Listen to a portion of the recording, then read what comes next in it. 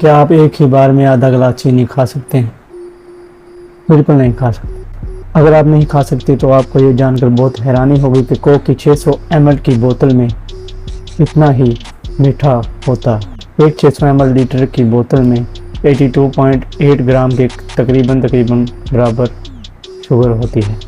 अस्सलाम वालेकुम guys. Cold drinks आजकल इतनी आम हो चुकी हैं कि हम दुनिया के किसी भी कोने में चले जाएं हमें कोल्ड ड्रिंक्स मिल ही जाती हैं।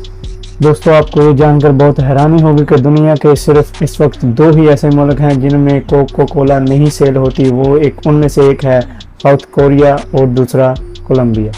बाकी सारी दुनिया में छोटे से लेकर बड़े तक, बूढ़े से लेकर नौजवान तक और शादी से लेकर बर्बादी तक हर कोई आपको ये पीता नज़र आएगा। कोका कोला की अपनी खुद की वेबसाइट के मुताबिक 1.9 बिलियन रोज़ की वो सर्विंग्स करते हैं अपने कस्टमर्स को।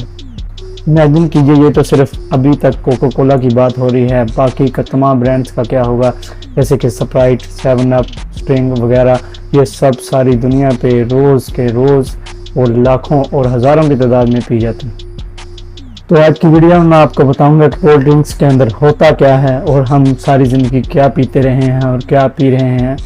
इस वीडियो से इंफॉर्मेशन हासिल करें और अपने दोस्तों से भी शेयर करें ताकि उनको पता लग सके कि जो बोतल हम दिन रात हर खाने के बाद या सिर्फ मस्ती मजाक में पीते रहते हैं उनमें क्या डाला जाता है। तो इस वीडियो की शुरुआत हम मिथ्स यानी कि अफवाहों से शुरू करेंगे जो कि आजकल बहुत ज़्यादा मशहूर हैं। जो कि बोला जाता है कि इन कोल्ड ड्रिंक्स को हम वाशरूम धोने के लिए इस्तेमाल कर सकते हैं या फिर ये हमारे इम्यून सिस्टम के लिए बहुत अच्छी होती हैं वगैरह वगैरह। इस वीडियो में मैं जो भी आपको बातें बताऊंगा वो साइंस के मुताबिक प्रूफन होगी और इसमें कोई भी झूठ वाली कोई भी बात नहीं होगी। ज़्यादातर लोग जो कोल्ड ड्रिंक्स से नफरत करते हैं वो कहते हैं ये कोल्ड ड्रिंक्स जो है ये सिर्फ वाशरूम को साफ़ करने के लिए इस्तेमाल होती हैं या वगैरह वगैरह, ऐसी इनके बारे में गलत चीज़ें बोलते हैं। लेकिन आपको मैं सही बात बताऊं तो ऐसा कुछ भी नहीं, ये कोल्ड ड्रिंक सिर्फ कोल्ड ड्रिंक्स हैं। तो इस वीडियो में आपको जो भी बातें बताऊंगा वो साइंस के मुताबिक बिल्कुल प्रूफ होंगी, 100% सच होंगी, उनमें कोई भी झूठ वाली बात नहीं होगी। तो जो लोग कोल्ड ड्रिंक्स से नफरत करते हैं वो इनको टॉयलेट क्लीनर के तौर पर कहते हैं कि ये टॉयलेट क्लीनर है। तो मैं आपको ये बताना चाहता हूँ कि ऐसा कुछ भी नहीं।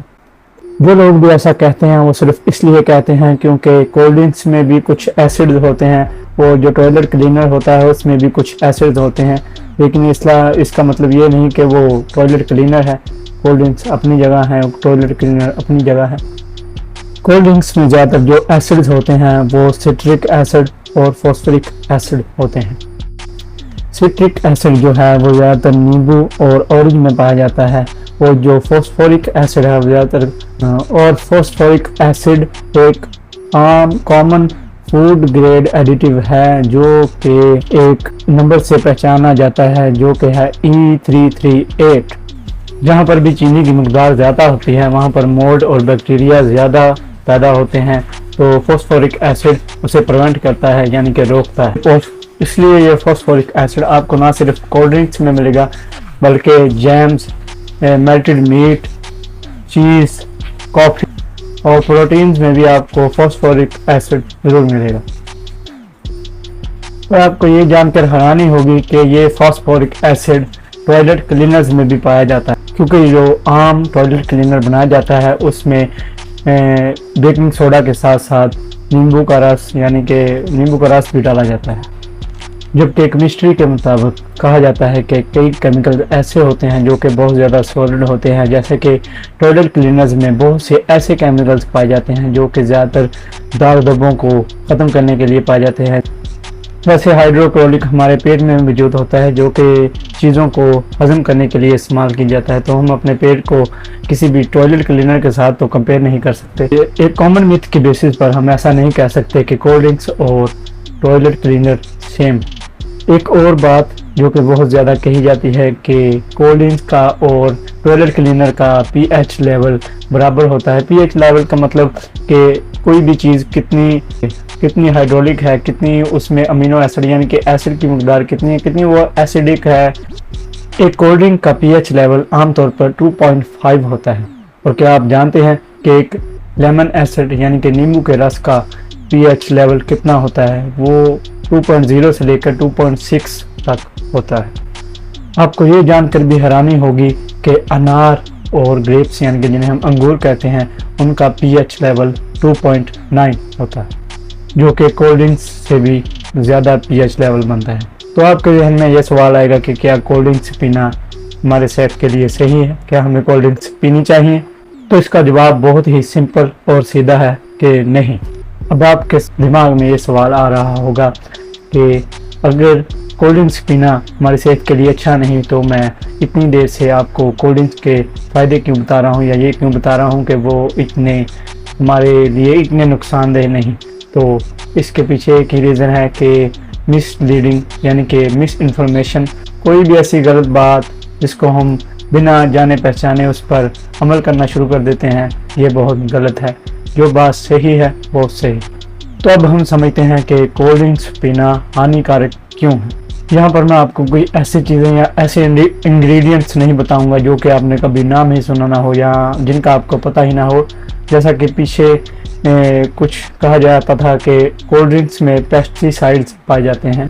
अब आपके जहन में ये सवाल होगा कि ये पेस्टिसाइड्स क्या होते हैं। पेस्टिसाइड से मुराद केमार अद्वियात, ये 2004, 2006 और 2016 में हुआ था कि कहा गया था कि कोक्स और पेप्सी में पेस्टिसाइड्स अद्वियात डाली जाती हैं, लेकिन ये एक अनयूजुअल चीज़ है, ऐसा आम तौर पर होता नहीं। इस वीडियो के लिए मैं आपको बताना चाहूँगा कि जिन भी कोल्ड ड्रिंक्स की हम आज बात करेंगे, इनमें ऐसी कोई भी कंटेमिनेशन यानी कि आलूदगी नहीं। अपनी फेवरेट कोल्ड ड्रिंक को घुमाइए और उसके पीछे लिखे हुए इंग्रेडिएंट्स को अच्छी तरह से पढ़िए। इस वीडियो की शुरू में मैंने आपको जो एग्जांपल दी थी वो पेप्सी कोक का एक ब्रांड है मिरिंडा। इसी तरह कोका कोला की तरफ से भी हमको एक ब्रांड मिलता है, इसका नाम है फैंटा।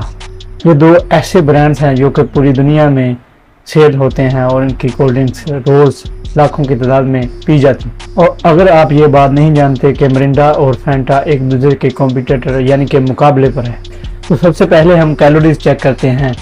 एक 100 ml यानी कि 100 ml की बोतल में 55 यानी कि 55 कैलोरीज होती हैं।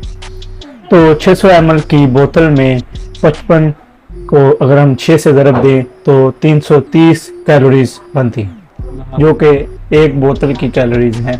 तो अगर हम एक नॉर्मल बोतल को कंपेयर करें तो एक नॉर्मल बोतल की कैलोरीज 2 आलू के पराठों की कैलोरीज के बराबर है। तो आपके जहन में ये सवाल आएगा, तो इसमें कौन सी बुरी बात है?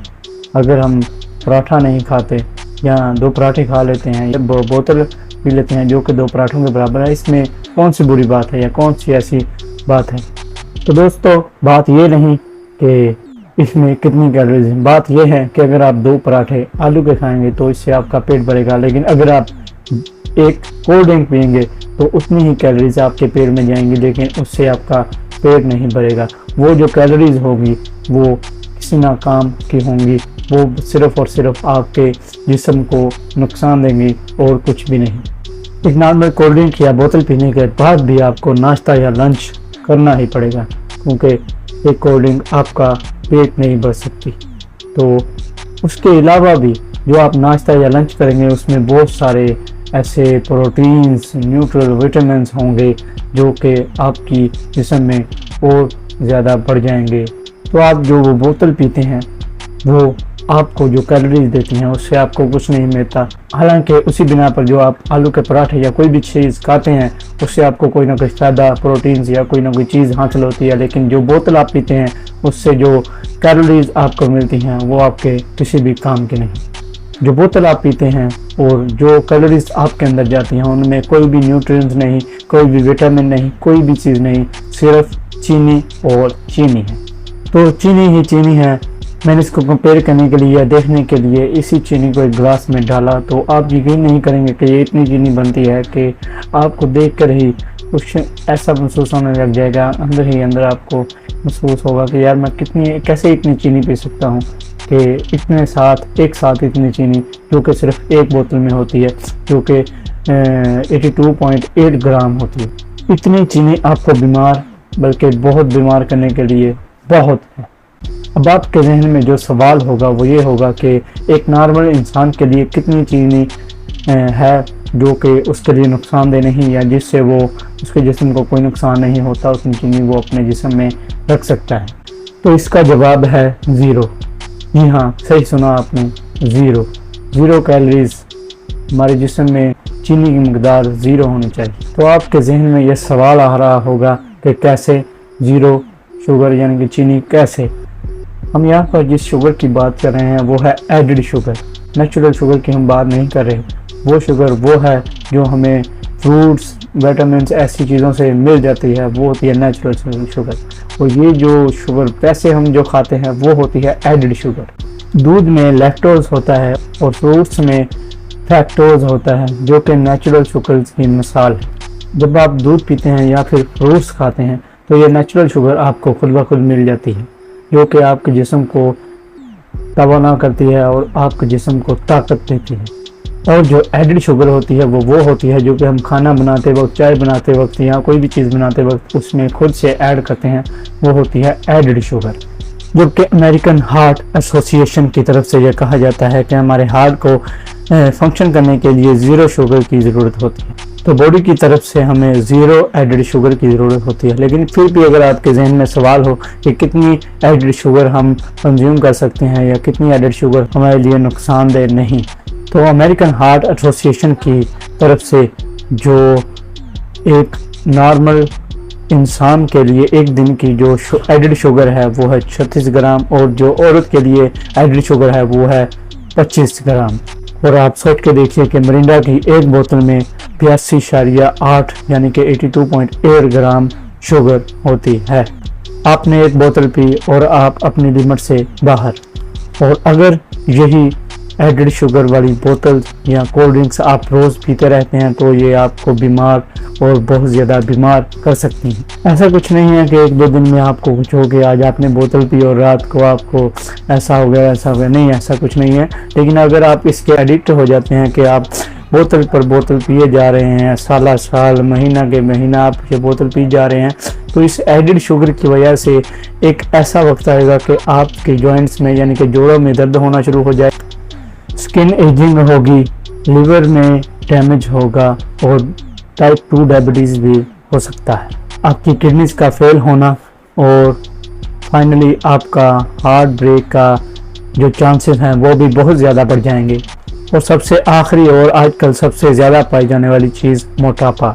आप में मोटापा भी बहुत ज़्यादा बढ़ जाएगा।